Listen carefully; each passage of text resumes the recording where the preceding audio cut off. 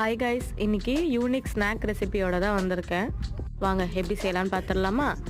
கடாயில் 1 spoon butter, 1 spoon சாப் பண்ண பூண்டு சேர்த்து 2 நிமிஷம் ரோஸ்ட் பண்ணிவிட்டு 1.5 ஸ்பூன் மைதா சேர்த்து 2 நிமிஷம் ரோஸ்ட் பண்ணிக்கோங்க.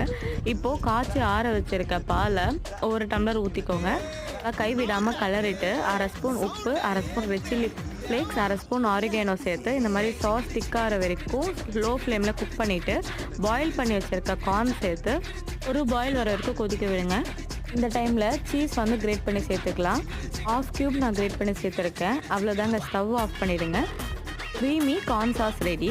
கார்லிக் பிரெட் ரெசிபி பார்த்துடலாம். 2 ஸ்பூன் அன்சால்டட் பட்டர், 1 ஸ்பூன் சாப் பண்ண பூண்டு, 1/2 spoon red chilli flakes, oregano, 1/2 spoon உப்பு சேர்த்து தவாவில் பட்டர் ஆட் பண்ணி ஸ்லைசஸ் அரேஞ்ச் பண்ணிவிட்டு மேலே சீஸ் கிரேட் பண்ணிவிட்டு ரெட் சில்லி ஃப்ளேக்ஸ் தூவி 2 நிமிஷம் லோ ஃப்ளேமில் டோஸ்ட் பண்ணி எடுத்தால் கார்லிக் பிரெட் ரெடி. இதை ட்ரை பண்ணுங்கள், சூப்பராக இருக்கும்.